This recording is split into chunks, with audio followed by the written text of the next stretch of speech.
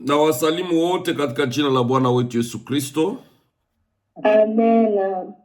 Na Pasaka njema kwa kanisa lote mzima. Pasaka njema, Pasaka njema. Shangilia Bwana Yesu, shangilia Bwana Yesu.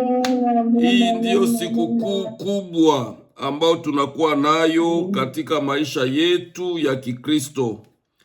Na Yesu aliacha na tuagiza mkwe mnafanya hii. Bwana Yesu asifiwe. Amen. Ya batu ya Mungu, naomba neema ya Mungu tusaidie. Nataka kufundisha kidogo katika juma ya Pasaka. Mnajua kama siku ya Mungu ambayo ilipita ilikuwa sikukuu ya matawi ama sikukuu ya mitende. Na hii juma yote tunaingia katika juma ya sikukuu ya Pasaka. Bwana Yesu asifiwe. Lakini kwa hii sikukuu ya Pasaka nilipenda nifundishe kitu moja ama vitu mbili. Kitu ya kwanza nilipenda kufundisha roho ni nini. Na hii ni kiingilio, ni kipitio tu, na njo kwenye tunaweza kubakia leo nijaribu kufasiria juu ya roho. Sababu batu ba mingi bako na confusion na watu wa mingi hawatasaidilika na kusaidiliwa katika maisha hii ya mwili na maisha ya roho. Sababu maisha ya roho ni yake na maisha ya mwili ni yake, na ukijua roho inaweza kusaidia mwili. Amen. Amen. Ya pili, batu ya Mungu, nataka kesho kiwepo Bwana atakuwa yalinyakuwa kanisa lake. Juu sisi waamini tuko tayari. Nilizani milele kumbe dunia ni kwa muda. Bwana Yesu asifiwe. Amen. Ni kusema hivi, kanisa la Mungu, nataka nifundishe, njo nitafundisha kesho kama Bwana Yesu atakuwa ajalinyakuwa kanisa lake, na siku ya Jumapili, sikukuu kubwa yetu ya Pasaka, nitafundisha juu ya roho za waliokufa ziko wapi. Roho za waliokufa ziko wapi? Benzetu benye banatutangulia bako wapi? Banakuwaka wapi? Bwana Yesu atusaidie. Sababu tunakuwaka na maulizo mengi juu ya watu waliokufa. Na ukisoma kitabu ya Wakorinto wa kwanza 15:33 minawaza wakati Paulo anasema nini pale, anasema alikuwa Efeso na alipigana na Wayawani wakali huko. Basi pana faida gani? Wafu wasiofufuliwa tule na tukunywe, na ndio maana unasikia kajoko kulitokaka terme vunja mfupa kama ukingaliki na nani na meno. Tukule na tukunwe, kwa maana kesho tutakufa.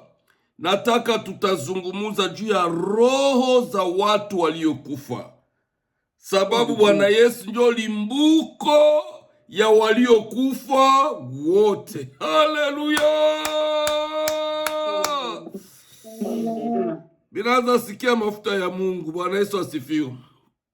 Amen. Na wakati na kuwaka hivyo, ndio maana wakati mwasijuake kama mimi nakuwaka mwalimu, kama mimi nakuwaka mhubiri. Kuna wakati mimi naweza sema nitafundisha, unakiasikia bitu binakuya basi, na tunaenda kadiri ya gisi Roho anavyo tuongoza, na ni baraka tu. Amen. Amen. Bwana Yesu asifiwe. Dashimen. Yesu anakuya. Amen. Amen. Kanisa, tufanye kwanza mtihani kidogo. Niangalie nye bote na bandugu yetu we mnafunga maikra, tafadhali mngelifungua ingelikuwa baraka. Yes. Tunataka fanya mtihani kidogo, tunataka fanya mtihani kanisa. Jaribu kujigusa hapa kwenye kifua yako, mkono ya kushoto. Jaribu kujigusa hapa. Jiguse hapa kwenye kifua yako kwa mkono wa kushoto. Ukaze mkono. Utasikia kuko nini? Kuna dunda. Unasikia kuna dunda. Na kuna dunda sawa nini? Kuna dunda sawa nini? Kuna piga tu. Kuna piga sawa na nini? Kama Sekunde hata. aha, kama sekonde.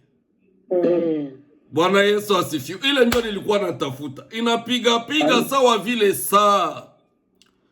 Kabla sijaenda kuume, kabla sijaenda kushoto, kanisa la Mungu, pata kufahamu hili, pata kujua hili. Kila mtu yeyote hapa chini ya jua, ndani ya mwili yako mnakuwaka saa. Ili ujue wazi, ndani ya mwili yako mnakuwaka saa. Manake toka ile siku mimba yako iliyotungwa, saa nayo ikatungwa ndani yako.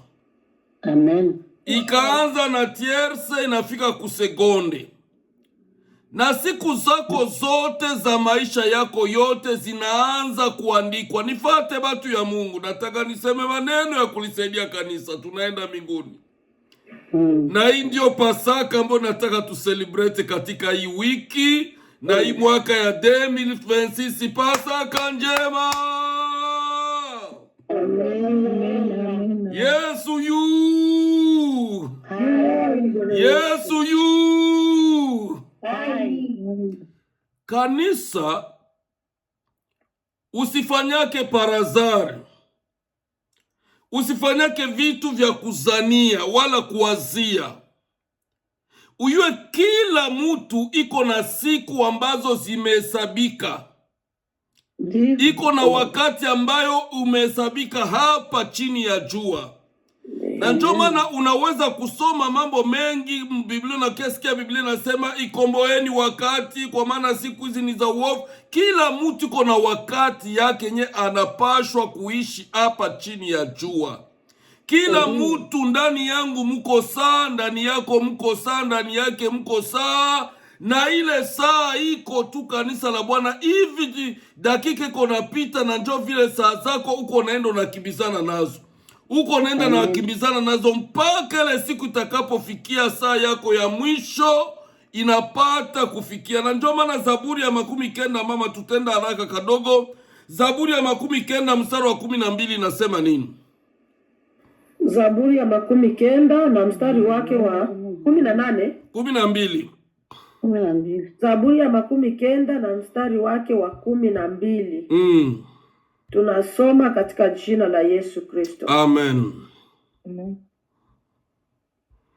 Basi utujulishe kuzihesabu siku zetu, tujipatie moyo wa hekima. Amen. Basi utufundishe kuzihesabu siku zetu, tujipe moyo wa hekima.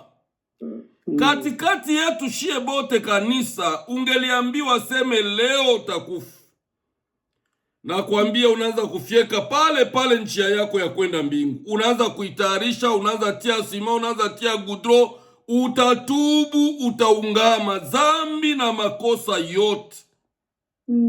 Unajua batu banashindwa kutubu, kuungama na kutengeneza njia zao, sababu wanajua nini? Banayua tu tungaliki tena kesho, tungaliki tena kesho kutwa, maisha kingaliki nende. Lakini Zaburi anasema tufundishe kuzihesabu siku zetu, ili tujipe moyo wa hekima. Roho ni nini? Roho ni nini? Nashamaliza kusema hii, nairudilia ya kwamba ndani ya kila mtu, mbele ya kufikia sekonde, banasemaka kuna kuwaka tiers. Kisha kuko sekonde, kuko dakika, kuko saa, kuko siku, kuko juma, kuko mwezi na kuko mwaka. Ndani ya mtu tubina kuwaka automatiki. Na ndio maana benzetu nakutaka bana celebrate, banasema anniversary yangu na kadhalika na nini. Sawa, sitaingia kule. ya tulipata kia mumbavu hapa, tumetukaniwa mdunia, na kama huyu anitukanaka manake na neno la Mungu aliyakufikaka hako. Yesu, Bwana Yesu asifiwe. Amen. Batu ya Mungu, roho ni nini? Nani anaweza kuwa na wazo? Nani anaweza kuwa na jibu? Karibu, tuko nafundisha. Roho ni kitu tofauti. Roho ni kitu tofauti na mwili. Ndio kitu gani sasa? Ni kitu ambacho hauwezi ukagusa, ni kama vile hisia, feelings, hisia. Yeah. Karibu watu ya Mungu, roho ni nini? Roho ni nini?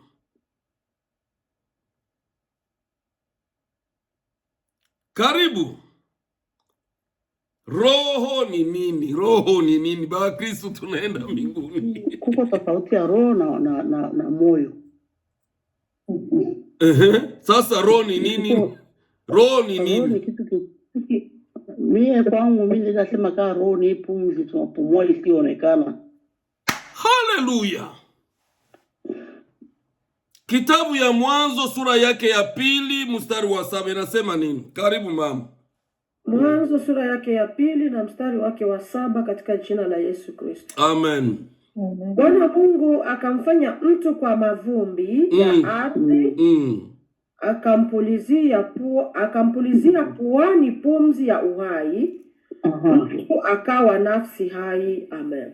Amen. Kanisa, hii mwili, lakini nikienda hapa kabla sisome ingine andiko tutafika mzuri. Tusomee Yohane 6 na mstari wake wa 63 kusudi turudie hapa.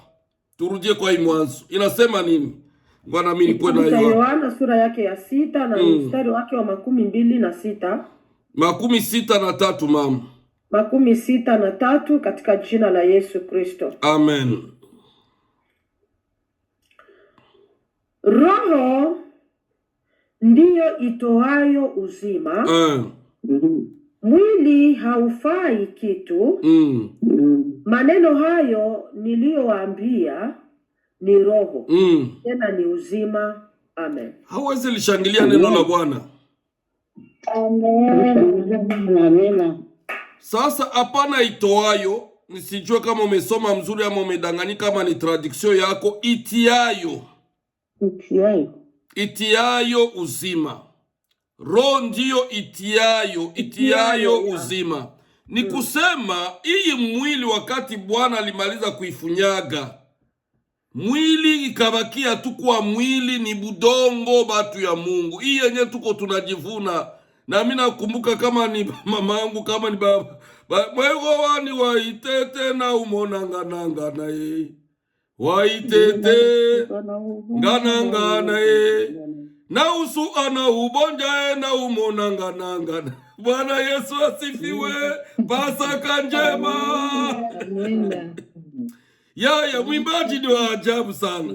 Naikulisha na ipagala mafuta, lakini ni wabure tu. Mwili ni ya bure. Sasa sikiliza ile andiko la ajabu hapa. Roho ndiyo itiayo uzima, mwili haufai kitu. Maneno hayo niliyowaambia ni roho, tena ni uzima. Amen. Kanisa, mwili ulikuwa bila kitu. Hamkukuwa kitu ndani ya mwili. Lakini sababu Mungu ni nani? Mungu ni roho. Na ndio maana Biblia inasema wamwabuduo Mungu ni lazima wamwabudu katika roho na kweli. Pale ni somo kubwa. Na nasikiaka bahubiri bengi banacheza, unasikia ko tumwabudu Mungu katika roho. Sasa ukimuuliza roho ni nini, hayue. Kumwabudu Mungu katika roho ni nini, hayue. Unakutaka watu wa mingi banapita pale na anacheza na maandiko matakatifu, lakini kwa kugundua kumwabudu Mungu katika roho ni mambo mengine. Acha nibakie hapa.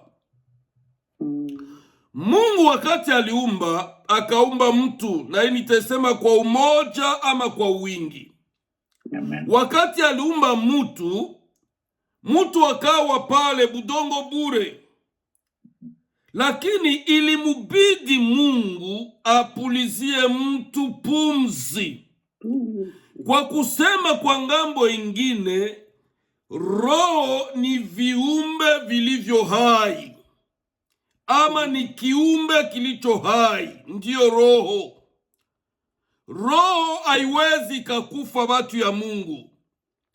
Narudia hapa, wakati tu unaumbwa, ile saa Mungu anapuliza pumzi ndani yako, ile roho, ile pumzi yenye anapuliza inakamata direct, manake gisi vyenye unaona sura yako, gisi vyenye unaona nyele yako, gisi unajiona, njo gisi roho wako iko hivyo.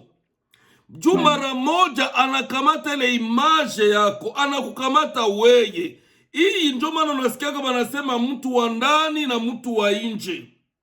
Mtu wa ndani na mtu wa nje. Juu hata ukitoka katika nafsi utajikutana ni weye tu ndio mwenye uko nendo unafanya. Kama ulishaka wahi kulota, utajikutana ni weye peke yako, wala hakuna mtu mwingine. Bwana Yesu atusaidie. Sasa kanisa la Mungu, ni kusema hivi, roho ni viumbe vilivyo hai, tena ni viumbe vyenye haviwezi kukufa. Na hapa nitakupatia maandiko enye itatusaidia, lakini acha niende kwa hali ya dunia kusudi tutafsiri juu ya roho. Kibiolojia inasemekana ya kwamba sisi tuko kama vile na wanyama. Sisi tuko kama vile na wanyama kibiolojia. Ndio. Na kuna madini mbili ya Wayahudi yenye ilisambaza hii sana, na ndio maana ilikutanana ikafifisha nguvu zile za Ukristu ndani yetu, kwa kujua ya kwamba kuna kihama ama kuna ufufuko ama kuna uzima wa milele. Kuna madini mbili za Wayahudi kabla Yesu apate kukuya zenye zilikutaniwa. Na kuna dini ya kwanza, hii dini ambayo inaitwa dini ya Mafarisayo.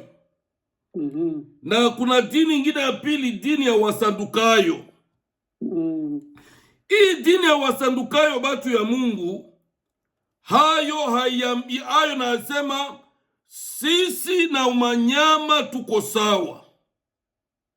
Sisi na mnyama tuko sawa.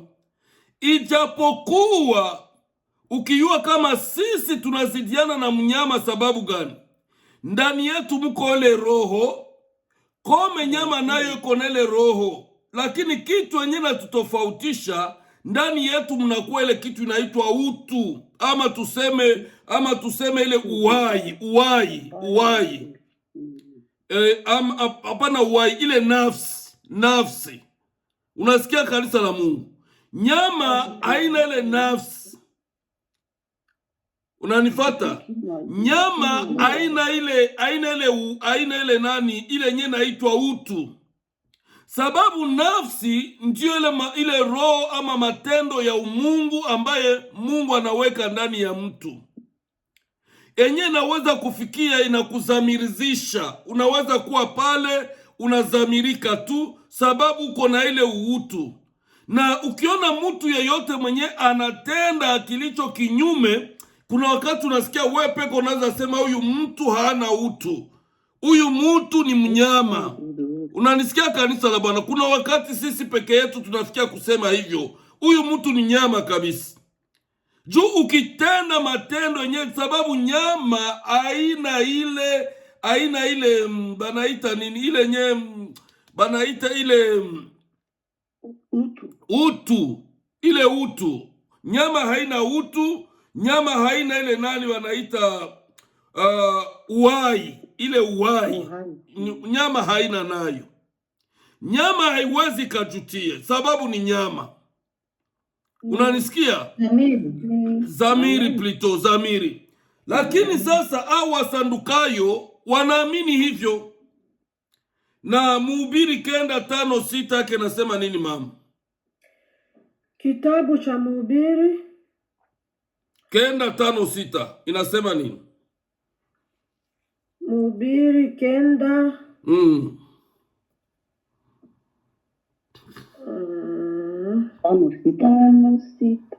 ya tafuta kitabu cha Mhubiri 9:5-6 9:5-6 katika jina la Yesu Kristo. Amen. Njoo ule mkate wangu. Mama, kitabu ya Mhubiri. Hapana, kwa sababu walio ya nilikuwa nimesoma kitabu cha Mithali, Mhubiri 9:5-9. Dashe mene hauna Biblia utakomala mama. Biblia batu ya Mungu bike na kartasi, unapita maandiko tena utapata na we inspiration ingine kesho. Karibu mama. Tunasoma kitabu cha Mhubiri sura yake ya 9 mstari wake wa 5 hadi wa 6 katika jina la Yesu. Amen. Amen. Kwa sababu walio hai wanajua ya kwamba watakufa. Lakini wafu hawajui neno lolote. Amen. Wala hawana ijara tena. Maana kumbukumbu lao limesauliwa. Unaona kwenye aba basandukayo balikamataka. Mnasikia kanisa la Mungu.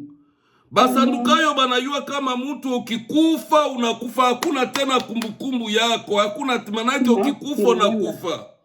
Ni sawa tu nyama, maana kisi nyama inakufaka nena kufa. Kuko kumbukumbu ya kuku? Hakuna. Kuko kumbukumbu ya zinyama zinazaliwa mpori zinakufia mpori? Hakuna. Na babo banasema hivyo. Rudilie maandiko mama, rudilie usome mzuri. Kitabu cha Mhubiri sura yake ya 9 mstari wake wa 5 hadi wa 6 katika jina la Yesu Kristo. Amen. Amen. Kwa sababu walio hai wanajua ya kwamba watakufa. Lakini wafu hawajui neno lolote. Wala hawana ijara tena. Maana kumbukumbu lao limesauliwa. Banayua kama mbele hakuna tena kitu ingine. Mapenzi yao na machukio yao na usuda yao imepotea yote pamoja. Wala hawana sehemu tena katika jambo lolote lililofanyika chini ya jua. Amen. Amen. Hapa ndio kwenye kuko shida ya kutokugundua roho. Unanisikia kanisa la Mungu? Na ukikuwa na tumaini ya wasandukayo, hauwezi ogopa kufanya kitu. Na utakuwa najua kama kila kitu kiko permi kwako. Na unapaswa kuvunja mfupa kama ukingaliki na meno. Tena na mimi nakuambia kama una imani kama naivunja, usijipunje kwa hii dunia. Lakini hawa mafarisayo ijapokuwa hivyo balikuwa wanafiki, balikuwa hiki na kile, lakini wao wako na tumaini ya kwamba kunyakuliwa kuko. Wanajua kama kuko kihama ya walio wafu, bafu bebali kufaka batapata kufufuka tena. Abo bako na hiyo tumaini. Na hiyo ndio sisi tunaamini. Na hiyo ndiyo sisi tunapatwa kujua kama vile kanisa la Mungu. Bwana Yesu atusaidie. Zaburi ya 146 mstari wa 4 nasema nini mama? Kitabu cha Zaburi sura yake ya 100 na mstari wake wa 146 146 4. Zaburi ya 146 146. Na mstari wake wa ngapi? Wa 4. Wa 4. Na mstari wake wa 4 tunasoma katika jina la Yesu Kristo.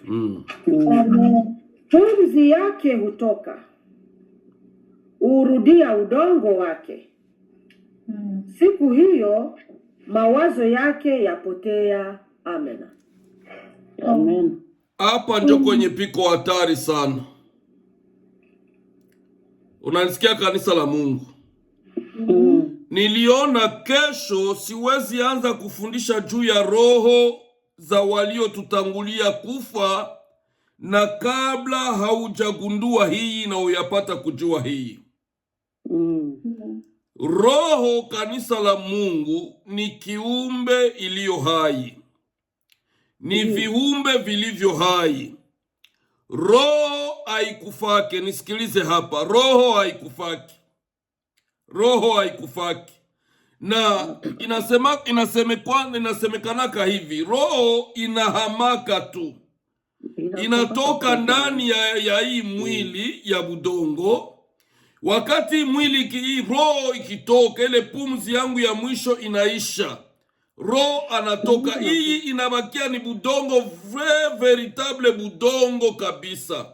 Ukifanya hata katesti utaona, hata ukikata kamnofu kanyama ukatupe pembeni hivi, utakiaga kutana kesho yake akiko kanakuwa tu budongo mwingine budongo. Ndio maana hii mwili hatuwezi kujivunia ndani. Sikiliza andiko moja ni mbili kwa kitabu moja zenye ziko za hatari sana, na hii yezi andiko zinaletea watu wa mingi kuwa na confusion. Kitabu ya Ezekieli sura ya 18 mstari wa 4. Ezekieli sura yake ya 18 mstari wa 4. 18 mstari wake wa 4, katika jina la Yesu Kristo. Amen. Amen. Tazama, roho zote ni mali yangu. Nani anasema hivyo? Mungu. Twende. Tazama, roho zote ni mali yangu. Mungu. Kama vile roho ya baba ni mali yangu, ndivyo ilivyo roho ya mwana mali yangu. Roho ile itendayo dhambi itakufa. Amen. Amen. Hawezi sema amen kanisa? Sikujua hiyo kitabu Ezekieli, sijui kama sura ya ngapi. Sura ya 18 mstari wa 4. Sikiliza, tazama, uangalie, roho zote ni mali yangu. Roho zote ni mali ya Mungu. Ni mali ya Mungu. Mtu yeyote mweko natembea, uyue kama ndani yake mko roho.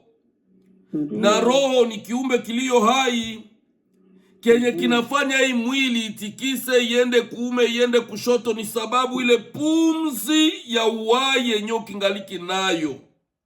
Yeah. Unasikia kanisa la Bwana?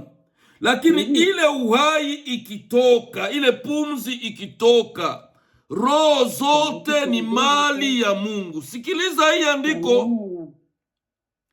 Roho zote ni mali, ni mali, ni mali, ni utajiri ya Mungu. Roho ya mwana, roho ya baba, roho ya mama, roho ya kaka, roho ya dada, ni mali ya Mungu. Turudie kitabu ya Mwanzo sura 2 mstari wa 7. Mungu akakamata pumzi yake njo akapulizia mwanadamu huu. Baada ya kuumba, baada ya kuforme mtu, akakamata pumzi yake njo akapulizia mtu huu. Njo mtu njo nasikia mie wa Andrea, minaanza jivuna, minaanza jitapa, minaanza jiona, minaanza jisikia, ni kale kapumzi kabatu ka Mungu, haiko yangu, ni mali ya batu ya Mungu. Lakini hapa piko angalisho. Mina toka kumambia hapa kama roho haikufaki. Haiko hivyo kanisa la Mungu. Ndio.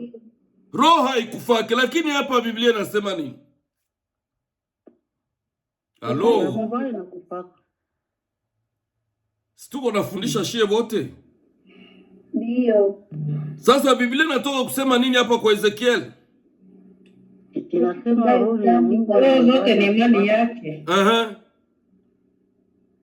Na roho itendayo dhambi roho ile itendayo zambi njo itakufa. Bo binajichanganya sasa. Kumbe kuko roho zenye zitakufa. Tusome kwanza tu tena hii Ezekiel 18:12 inasema tu sawasawa na hii. Njo tukamate andiko la mwisho tupate kufungia. Karibu mama. 18:12 yake sasa. Ushuke tu kule chini mstari wa 12. Ezekieli 18 na mstari wake wa 12. Tunasoma katika jina la Yesu Kristo. Amen. Roho itendayo dhambi ndiyo itakayokufa. Mwana hata uchukua uovu wa baba yake. Sikiliza hapo. Wende pole pole mama, usome na heshima yote na adabu yote. Njo maana usifate matendo ya mama yako yaliyo mabaya, usifate matendo ya baba yako yaliyo mabaya, usifate matendo ya mtoto wako yaliyo mbaya. Lakini kila mtu anapaswa kujikamata en charge. Maisha ya wokovu, kanisa la Mungu, Shebabula yetu, tunapendwa kubembelezwa, tunapendwa tupagaliwe mafuta kumigulu na kumikono, busiku sawa vile mchana, tusionywe wala tusionyeke na tusiambiliwe mbona kadhalika. Lakini Biblia inasema nini mama? Soma. Kitabu cha Ezekieli sura yake ya 18 mstari wake wa 20 katika jina la Yesu Kristo. Amen. Roho itendayo dhambi ndiyo itakayokufa. Mwana hata uchukua uovu wa baba yake. Wala baba hata uchukua uovu wa mwanawe. Haki yake mwenye haki itakuwa juu yake. Na uovu wake mwenye uovu utakuwa juu yake. Amen. Amen. Kabla nigusia andiko ya mwisho, kabla nigusia andiko la mwisho, natafuta kusema hivi, ngaliki na dakika kama 5 hivi. Watu wa Mungu, Bwana Yesu asifiwe. Amen. Amen. Sasa njo mimi nagundua mama Julita haiko katikati yetu. Niko. Manake ni mama Eva njo haiko juu, niko nawazia ni mama Eva. Niseme kanisa la Mungu. Injili ya Yesu Kristo anasema hivi, sikuja kuleta, ulisaka soma pale, sikuja kuleta amani, sikuja kuleta amani duniani, bali nilikuja kuleta upanga, mashete likwangula kata ye. Nilikuja kuleta upanga katikati ya baba na mtoto yake, upanga katikati ya mko na kadhalika na nani. Kila mtu atauchukua uovu wake. Lakini roho ile itendayo zambi njo yenye itakufa. Lakini sasa mimi nakwambia kama hakuna roho ambayo itakayokufa. Toka gisi mimba yangu, mimba yako ilifaka kutungwa matumbi ya mama yetu, pale saa zetu manake ni umilele. Hakuna roho yenye itakufaka kanisa. Tusomee andiko la mwisho tumalize. Danieli sura yake ya 12 mstari wa 2. Danieli 12 mstari wa 2. Mstari wake wa 2 katika jina la Yesu Kristo. Amen. Tena wengi wa hao walalao katika mavumbi ya nchi wataamka. Wengine wapate uzima wa milele. Wengine aibu na wengine aibu na kudharauliwa milele. Mungu atusaidie. Mungu autuhurumie. Kilio yangu iko tu kwa Dashi Mene. Juu niliona position amekala kwayo, ikayua kama hakuna kitu yenye mama atapata leo. Ndio huzuni yangu. Yes. Purte maandiko yote iko juu ya kutusaidia kwa maisha na safari yetu ya kwenda mbingu. Na ndio sababu ninapendaka batu ya kufungua ekra sana. Tunafataka gisi kila mtu kunafata neno la Mungu. Hii ndiyo uzima, hii dashimen tunatoka kusema. Na hautairudilia njo kibaya. Hautarudilie mafundisho njo kibaya tu. Batu ya Mungu, mnaojua kama hiki kizazi kinapenda tuhubiri miracle, tuhubiri miujiza, tuhubiri baraka, tuhubiri mafanikio, tusisaidie watu maisha ya kiroho, kuchubua uovu kusudi kumwelekea Mungu. Ndio shida na kilio kikubwa. Ndio kanisa ambayo batu wanapenda, na ndio kanisa yenye batu wanaona ndio kanisa. Lakini kanisa la kweli ni kama na hili lenye linaweza kunisaidia na kutengeneza miguu yangu kupita katika njia kusudi nifikie kumuona Mungu. Bwana asifiwe. Roho yako haitakufaka, roho yangu haitakufaka. Kuko vitu mbili, njia iko mbili tu. Wamoja uzima ya milele, na wengine kuzarauliwa na aibu ya milele. Mungu abariki machache kwa jina la Yesu Kristo. Amen. Kila mtu atachukua